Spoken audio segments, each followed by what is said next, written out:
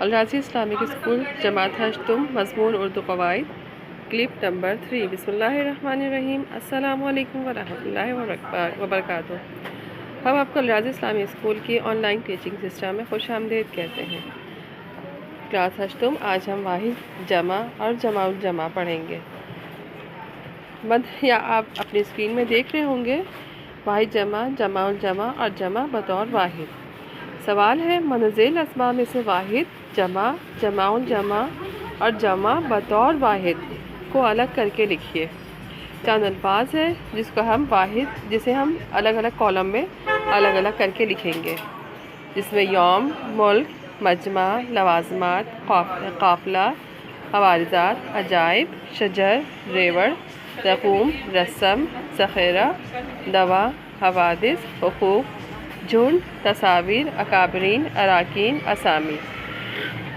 جیسے کہ آپ یہاں ہم جب واحد علیحدہ کریں گے تو اس میں سے ہم چند لفظ دیکھ رہے ہیں کہ جو جیسے ملک ہے یہ واحد ہے، یوم یہ واحد ہے، شجر یہ واحد ہے، اور رسم واحد ہے، اور دوا واحد ہے۔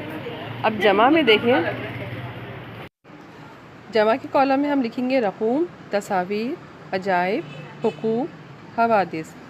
جمع بطور واحد وہ کہلاتا ہے جیسے ہم جھنڈ بولتے ہیں تو ہمارے ذہن میں آتا ہے کہ بہت سارے پرندوں کا جھنڈ، لیکن وہ جمع بطور واحد ہوگا۔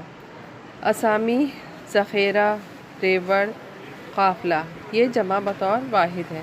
جمع الجمع واحد، جمع اور اس کے بعد جمع الجمع ہوتا ہے۔ عجائب، عجوبات اور عجائبات۔ اکابرین، اراکین، لوازمات، عوارضات، یہ جمع الجمع ہے۔